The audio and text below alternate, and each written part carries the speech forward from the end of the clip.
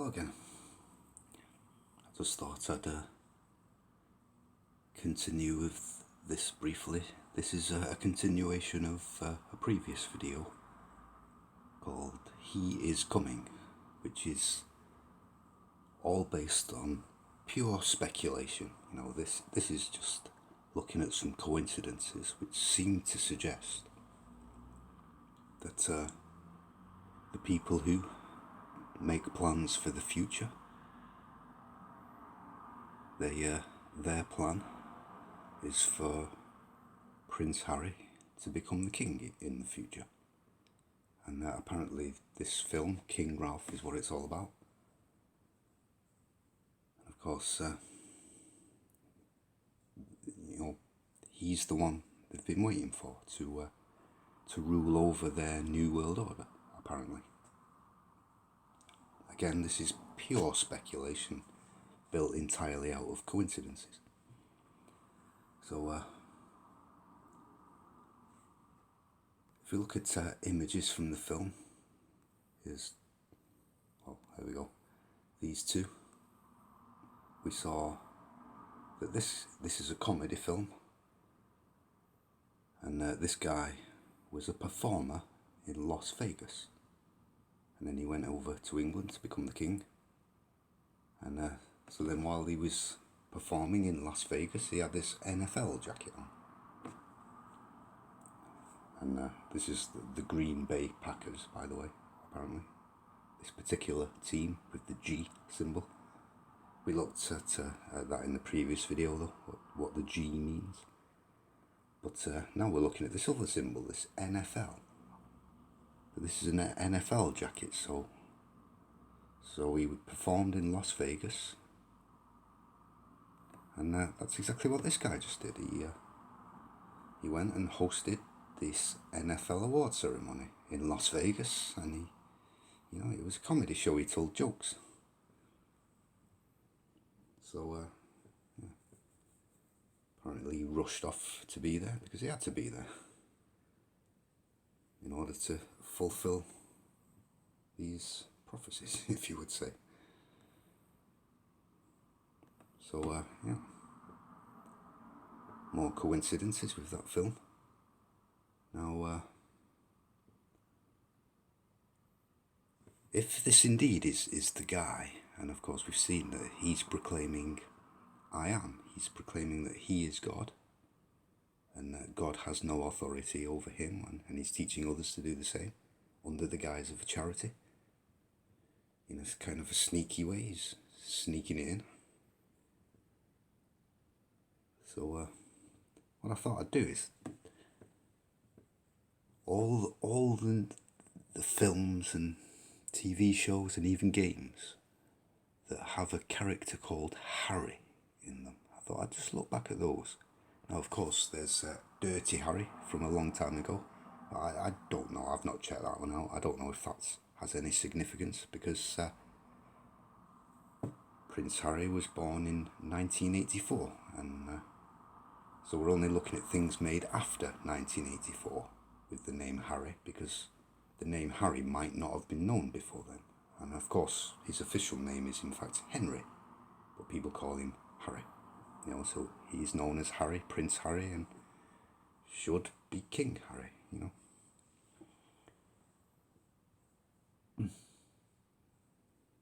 But so let's look at all the Harrys after 1984 then, that I can think of at least. So the first one is from the TV show Stargate SG-1. I mean, clearly I couldn't think of very many, because this is just a side character in a TV show. He's not a main character, he just turns up sometimes. But he's the character called Harry, and he plays a significant role. And he starts out as he's called Harry Mayborn, and he starts out in the military, serving in the military, decorated, and but he's a bit of a dodgy guy, and so he gets kicked out, and then starts doing his own thing, makes his own plans outside of it. So and then he he goes off to another world, a green and pleasant land, and becomes king of it. Because of prophecy, like he finds this ancient prophecy that predicts the future. And because of this, he then becomes the king of the green and pleasant land. Now you'll notice on his heraldry, he's got this symbol here, this lion symbol that is on the heraldry of all the princes and kings.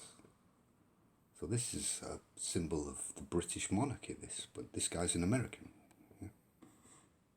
He's not a British king, but he's got this symbol. So remember this symbol, because we're going to see this again. So we're not going to come back to this picture, I don't think so. Just make sure you remember this symbol, and remember it's in the top right hand corner of his heraldry. Yeah. So of course, all the prophecies come true, and he trusts in them. And of course, the enemy that he's against is this God, and the servants of the God come to, because the God, who is the enemy of a rival god, Baal, and we know who the enemy of the rival god Baal is, don't we? It's Jehovah. So this God is Jehovah that he's fighting against. Even though it's called a different name, I don't even know what it was. But the servants of this God come and say that, their God has dominion over the land and the king and his people, and they're all going to be enslaved and or killed, if they don't bow down before the God. But the prophecy says that he's going to defeat these servants of God, and he does. Interesting. So this is just a side character in a TV show. And yeah. So next we're going to look at Harry and the Hendersons. And this was a film and also a TV show. And it's also called Bigfoot and the Hendersons. Now of course Harry does have big feet. He's Bigfoot, but so do lots of other people, that's not unusual. What is unusual is that this man is the beast, and he's a mythical beast, and people have been searching for him, trying to find him. According to science, Bigfoot doesn't exist. When you can't believe your eyes, trust your heart. So this is asking people to trust that they've found the beast that they've been searching for. Yeah? And his name is Harry. Now, this film was probably the very, very first one, because this was released in, I think, 1987, when Harry was just 3 years old. And obviously it must have took some time to make the film. So this film would have been started being made just after Harry was born. So this is the one that identifies him, and all the people who were doubting that this great saviour would come, that their Messiah or whoever was going to come. All the people who doubted it were saying, no, trust us, you thought he wasn't real, but we found him. And of course the film is about them finding him, and then after they found him, they take him back to their home in the city, and he lives with them for a while. And when the publics find out about him, and the public's opinion of him is that he's this vicious, evil monster, But this guy, he ends up losing his job because he's trying to persuade people that he's not an evil monster at all. He's a kind and gentle soul, And of course, in the end, Harry goes back to the green and pleasant land where he lived and he goes back to his family in the Green and Pleasant Land to rule there. So, interesting. Next we have Harry Mason from Silent Hill.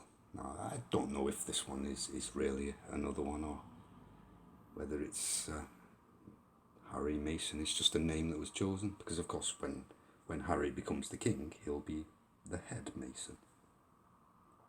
He will be the Mason, you know, Harry Mason.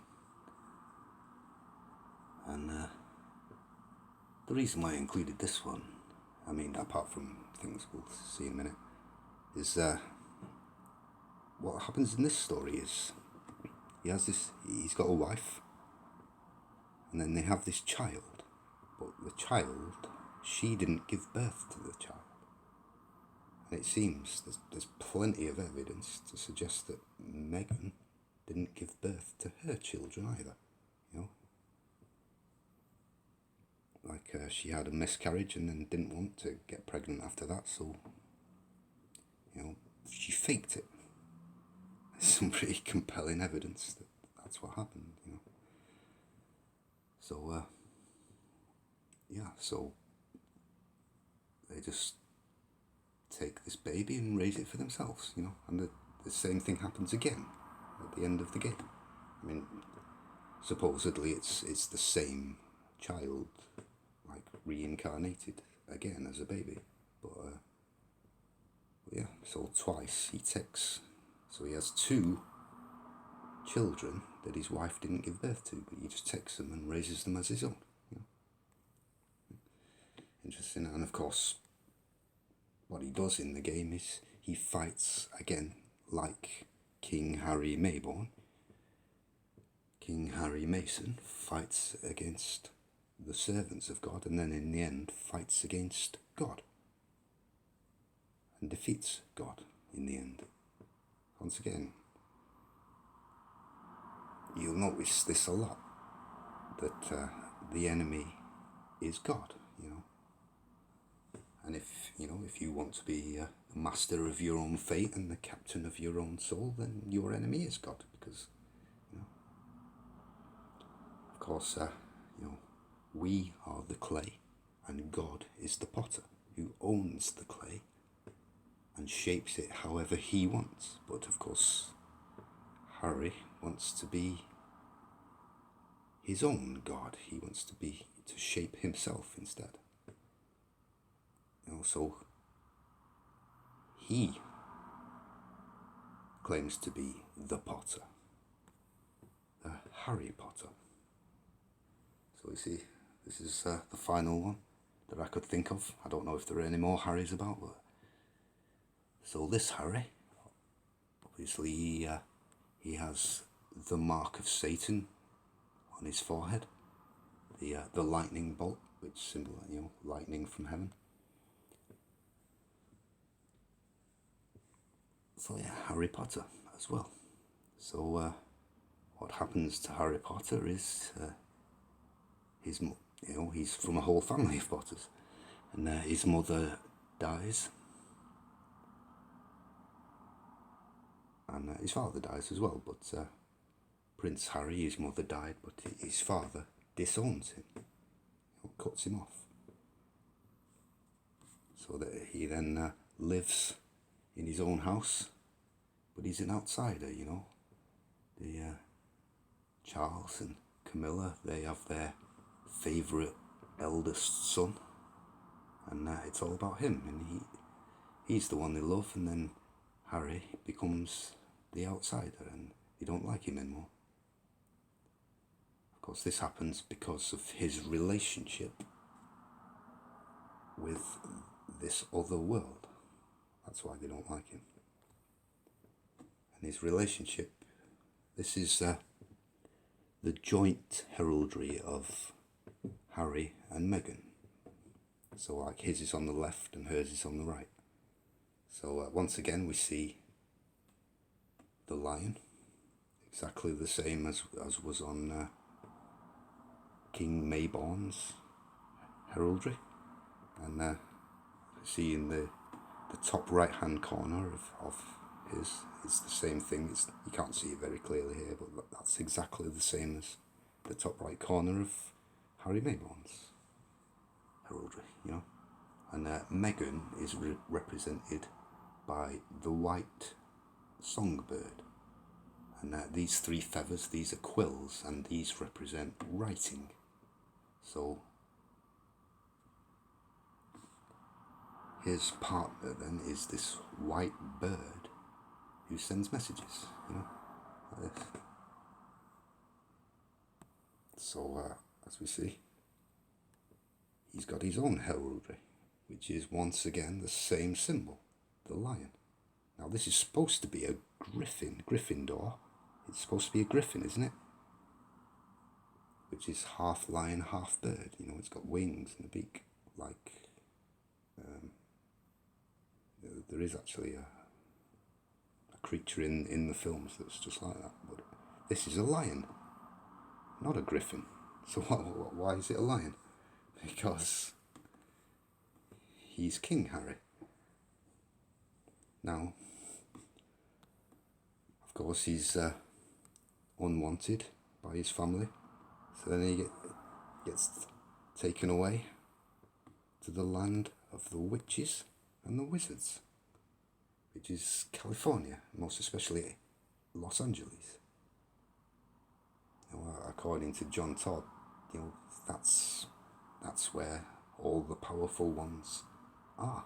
You know, and they control like the music industry and Hollywood and all that. So yeah, he gets taken over to the land of the witches and the wizards to live with them, to learn their ways. Now, of course, these are symbols. Harry and his partner, Hedwig, the songbird, or the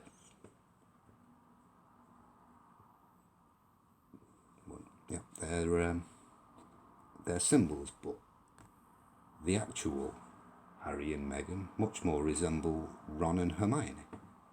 You know, like especially when he was younger, Harry has kind of this ginger hair, you know, and he's from like this royal magical family, you know, whilst Hermione is from a Muggle family, you know, an outsider. She's a mudblood. She's a commoner. She's from a common family, not a magical royal family, like the Weasleys and all the others. So, yeah, they most resemble, and they're the ones who end up having the relationship, just like Harry and Meghan. So, Harry is the symbol. Harry and his bird are the symbol, but Ron and Hermione are like the physical picture of the pair. And of course, once again, the enemy that Harry fights against is he who must not be named. Of course, we know who that is. You know, if you asked a Jew to read the Old Testament in Hebrew, whenever he got to the name of God, he wouldn't say the name, he would say Hashem, which means the name, you know, because they refused to say the name. You know, and the Septuagint, the Greek translation of the Old Testament, whenever the name of God appeared, they changed it and put Lord instead. And this also happened in the New Testament. In the whole New Testament, the name of God is never once spoken or written. You know, it's instead they say the Lord. So he who must not be named is the YHWH, the name. It's Jehovah or Yahweh. And he returns because he died. So he died and then he rose from the dead. He rose from the grave. You know, there's actually a scene in the film where he rises from the grave. So he resurrects like Jesus, you know. I mean, you'll find this in all the films, the TV shows, you know. All of the enemies are God. You know, I mean, like X-Men Apocalypse is, you know, they're not even trying to hide it anymore, you know, that's pretty obvious, you know. X-Men Apocalypse is this ancient god who comes back to rule the world, and he has his 4 horsemen of apocalypse, you know, and his plan is to wipe out, to destroy the earth, destroy everything that's been built, and kill all the people except for the ones who worship him. And then he's going to start this new paradise society where everyone's happy and worship him. You know, that's the story of, that's the plan of Christianity, you know. And you'll notice this same story going on, you know, like Thanos, the Avengers, and Negan in The Walking Dead with his saviors, and all of it. Like, if you look carefully at all these stories, like, you'll find that the enemy is always God and his servants, and the villain is Satan. The hero, the villain is always God, and the hero is always Satan, a likeness of Satan and his followers, you know. So, well, there you go. Again, this could all be meaningless coincidence, but I just found it interesting. Of all the Harrys that I could think of, especially after 1984, they're all about seemingly the same person, King Harry, or Prince Harry at the moment. Interesting. Well, there you go.